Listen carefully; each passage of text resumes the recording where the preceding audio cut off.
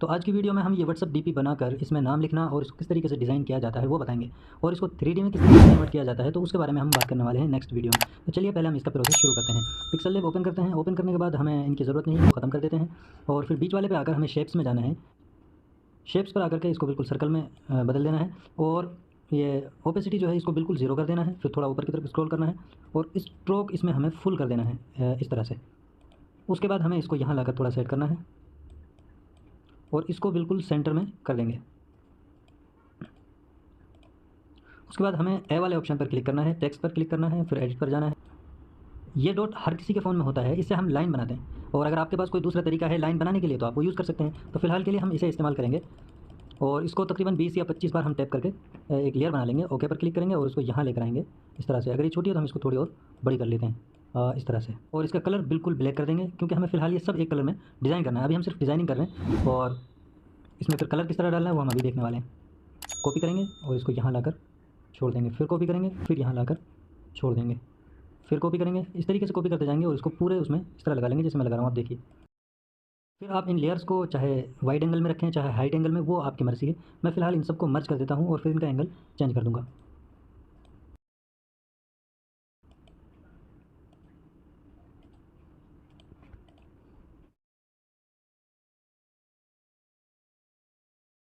अब ये जो साइड में लेयर्स निकली हुई हैं इनको हमें ख़त्म करने के लिए क्या करना है, सबसे पहले इस पर क्लिक करके टू बैक पर क्लिक करना है ताकि पीछे चला जाए, और सर्कल पर क्लिक करके इसकी कॉपी लेंगे। कॉपी लेने के बाद इसको थोड़ा बढ़ाएंगे इस तरीके से ताकि ये इसके किनारे पर आ जाए, और इसको हम बिल्कुल सेंटर में कर देंगे ताकि बिल्कुल सही बराबर आ जाए इस तरह। अब हम इसको यानी जो हमने बाद में एक सर्कल लिया है इसको हम वाइट कर देंगे क्योंकि हमें यहाँ पर अब कलर इरेज करना है।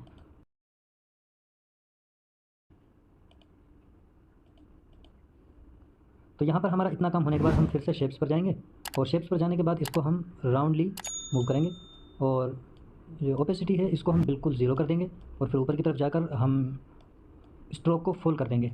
फुल करने के बाद इसको थोड़ा सा और छोटा करेंगे। इससे ये फ़ायदा होगा कि डन करने के बाद जब हम इसका साइज़ बढ़ाएंगे तो ये इसका स्ट्रोक और बढ़ जाएगा, जो कि हमें बढ़ा हुआ चाहिए। तो इसको थोड़ा सा और छोटा करते हैं ताकि स्ट्रोक और बड़ा हो जाए। फिर से शेप्स पर क्लिक करना है। क्लिक करने के बाद इस रेडियस को फुल कर देना है, और यहाँ इसको थोड़ा ऊपर करना है ताकि इसकी शेप दूसरी तरह आ जाए इस तरीके से। और यहाँ पर भी हम स्ट्रोक को थोड़ा बढ़ा देंगे ताकि साइड लेयर लग जाए, जैसे एक बॉर्डर टाइप बन जाए। यहाँ पर ओके करते हैं।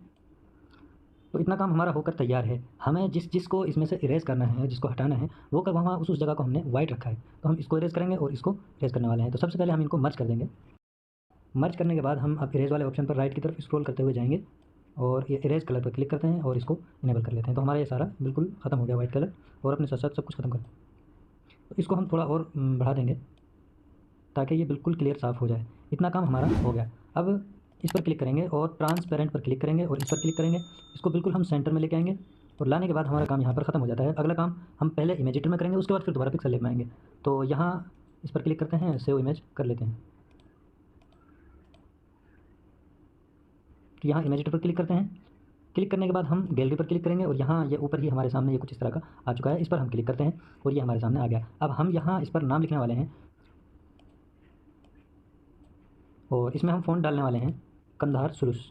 तो डन पर क्लिक करते हैं, ये फ़ॉन्ट हमारा इनेबल हो गया है। और इसका साइज़ थोड़ा सा बढ़ाते हैं।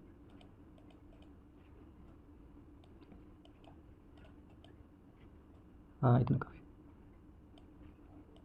फिर हम इसी की कॉपी लेंगे। हाँ, एक चीज़ और, इसका हम कलर ब्लैक रखेंगे ताकि सारे एक इस तरीके से। अब हम इसी की फिर से कॉपी ले लेते हैं, और कॉपी लेने के बाद अगला काम करते हैं।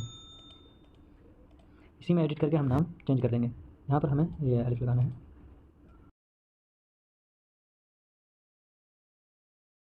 उसके बाद हमें ऊपर नीचे वाली साइड को फिल करना है। उसको फिल करने के लिए हमें क्या करना है, अपना कोई भी नाम, जैसे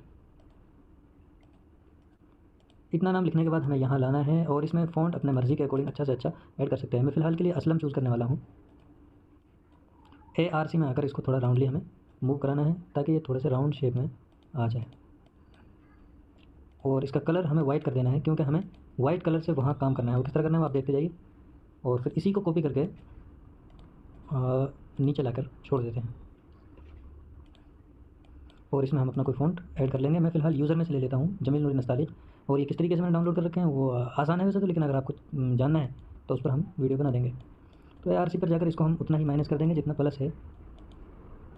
यहाँ एक चीज़ नोट करने वाली है, यहाँ ये नाम ख़राब हो रहे हैं, तो इनका सॉल्यूशन क्या है, इनका हल क्या है, तो उनके लिए हम बताएं। एडिट पर आप क्लिक कीजिए और हर जगह एक एक बार स्पेस दीजिए, इस तरीके से। तो स्पेस देने के बाद हमारी वो शिकायत यहाँ पर ख़त्म हो जाएगी और ये सब अलग अलग हो जाएंगे। अब इनको हम बिल्कुल सेंटर में करने के लिए एलिजन पे क्लिक करके, तो यहाँ हमारा इमेजिटर का काम ख़त्म हो जाता है। उसके बाद हम इनको सेव करेंगे। सेव करने के लिए यहाँ पर क्लिक करना है। अब हमारा इमेजिटर का काम खत्म हो गया, तो हम फिर से पिक्सल लैब पर क्लिक करते हैं और यहाँ आकर इंपोर्ट पर क्लिक करते हैं। इंपोर्ट पर क्लिक करने के बाद ये आपके सामने है, इसको यहाँ फिर से ले आना है। सबसे पहले तो हमें इसमें कलर इरेज करना है, वाइट वाला, जिससे ये बिल्कुल ट्रांसपेरेंट हो जाएगा। उसके बाद हमें खुद इन बॉर्डर्स पर और इसे जो भी है इस सब पर कलर डालना है। कलर डालने के लिए हमें कलर में जाना है और इसको इनेबल कर देना है। लेकिन हमें ग्रेडियंट डबल कलर चाहिए, तो उसके लिए हम यहाँ से कोई भी कलर चूज़ कर सकते हैं। तो उसके लिए हम प्लस वाले आइकन पर क्लिक करते हैं। क्लिक करने के बाद ये वही कल की वीडियो वाला है जो हमने एक चमकदार बनाया था, लेकिन आज हम कुछ और तरह का इसमें ट्राई कर लेते हैं। तो हम इस पर क्लिक करते हैं ताकि ये कुछ इस तरह का शाइनी बन जाए और इनमें हम कलर डालने वाले हैं।